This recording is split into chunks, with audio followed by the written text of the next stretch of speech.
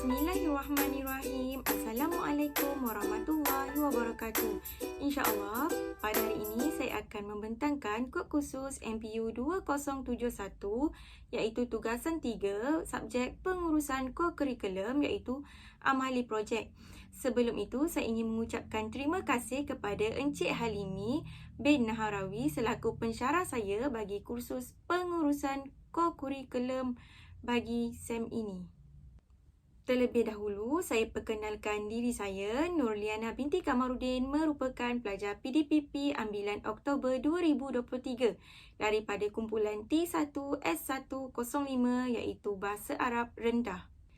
InsyaAllah, pada hari ini saya akan membentangkan serba sedikit berkenaan program di bawah kelolaan saya iaitu program sambutan Bulan Patriotik Peringkat Sekolah tahun 2023 Anjuran Panitia Akhlak Sirah Sekolah Rendah Agama Pekan Hulu Langat.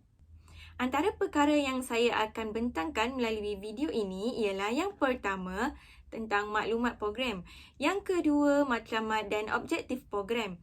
Yang ketiga, kertas kerja. Yang keempat, ahli jawatan kuasa induk dan pelaksana. Yang kelima, tentatif program. Yang keenam, pertandingan membuat collage dan pertandingan melukis poster mercu tanda. Dan yang terakhir sekali, penutup. Seterusnya, program sambutan Bulan Patriotik ini saya telah laksanakan pada 8 September 2023 bersamaan dengan hari Jumaat iaitu bertempat di Sekolah Rendah Agama Pekan Hulu Langat. Program ini melibatkan semua murid tahap 1 iaitu tahun 1, 2 dan 3 dan semua murid tahap 2 iaitu tahun 4, 5 dan 6. Program ini dilaksanakan mengikut sesi persekolahan yang mana tahap 1 diadakan pada sesi pagi dan tahap 2 pula diadakan pada sesi petang. Antara matlamat program ini ialah bersempena dengan Hari Kemerdekaan yang disambut pada setiap tahun di Malaysia. Tidak ketinggalan juga, Panitia Akhlak Sirah SRA Pekan Hulu Langat turut mengambil ruang dan peluang untuk mengadakan sambutan Bulan Patriotik pagi tahun 2023. Sambutan kebangsaan ini melibatkan semua murid tahun 1 hingga tahun 6. Aktiviti-aktiviti yang dijalankan adalah diharap mendapat sambutan yang menggalakkan daripada murid-murid. Dan diharapkan agar aktiviti yang dilaksanakan ini dapat memberi manfaat dan pendedahan kepada murid sebagai pemangkin untuk memupuk hubungan mesra dan kerjasama dalam kalangan warga SRA Pekan Hulu Langat sekaligus dapat menyemarakkan semangat patriotisme dalam diri murid-murid.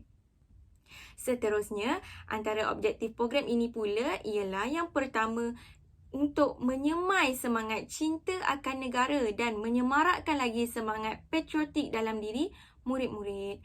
Yang kedua, untuk mencungkil dan mengembangkan lagi bakat murid-murid. Yang ketiga, untuk mengeratkan hubungan silaturahim dalam kalangan guru dan murid-murid SRA Pekan Hulu Langat. Seterusnya, sebelum program ini dilaksanakan, saya selaku penyelaras program telah membuat satu kertas kerja untuk mendapat kelulusan dan persetujuan pada peringkat jawatan kuasa induk. Kertas kerja ini mengandungi matlamat program, objektif program, tarikh dan tempat, masa, sasaran, sumber keuangan yang mana sumber keuangan ini ialah daripada sumber sekolah daripada wang peruntukan kokurikulum. Seterusnya, kertas kerja ini juga mengandungi anggaran perbelanjaan bagi menjalankan program ini.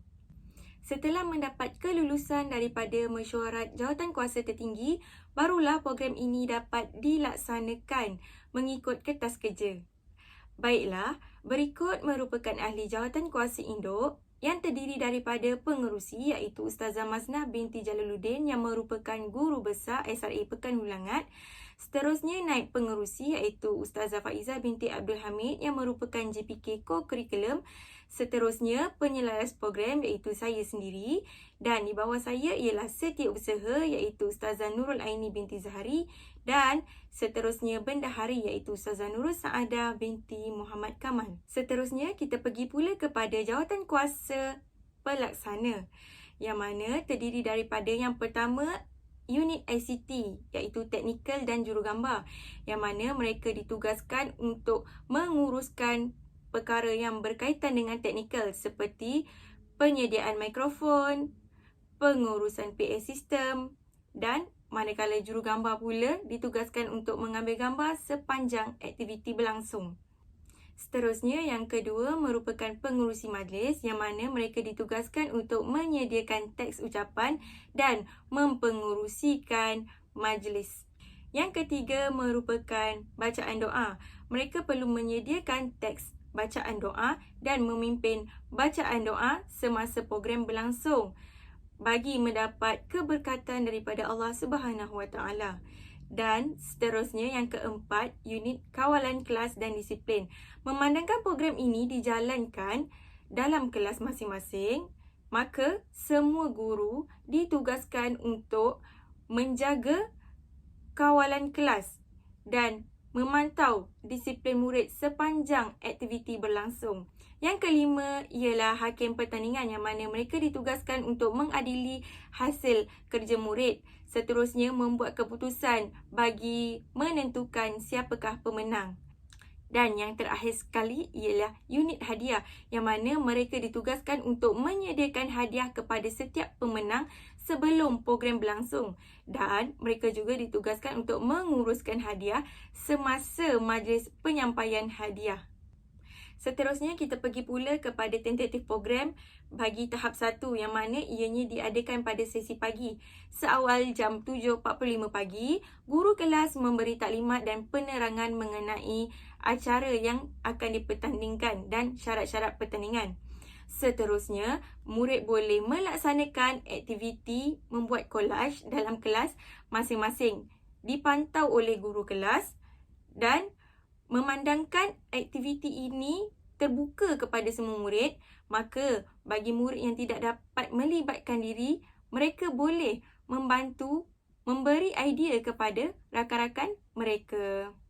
Seterusnya, setelah tamat waktu pertandingan, murid-murid dibenarkan untuk rehat, manakala hakim pertandingan pula ditugaskan untuk mengadili dan membuat keputusan untuk menentukan pemenang. Pemenang akan dipilih seramai 5 orang daripada setiap darjah.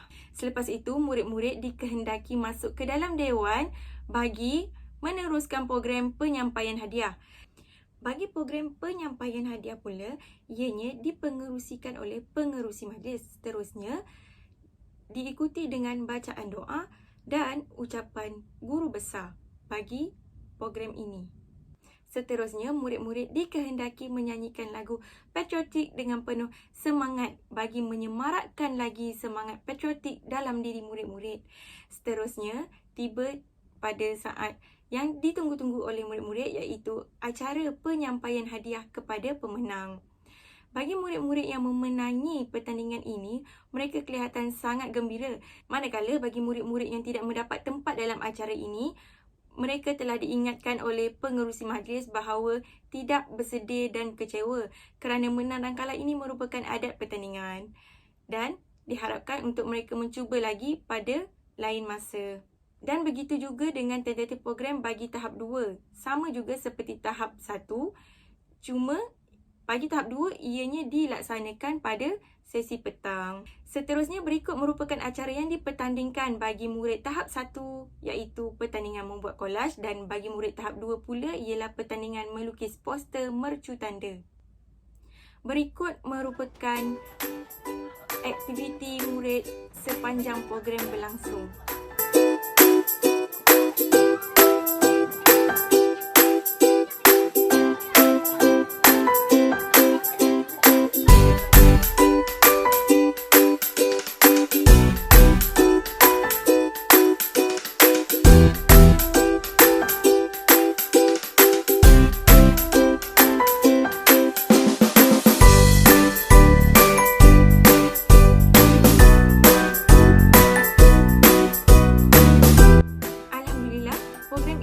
Berjalan dengan lancar dan jayanya.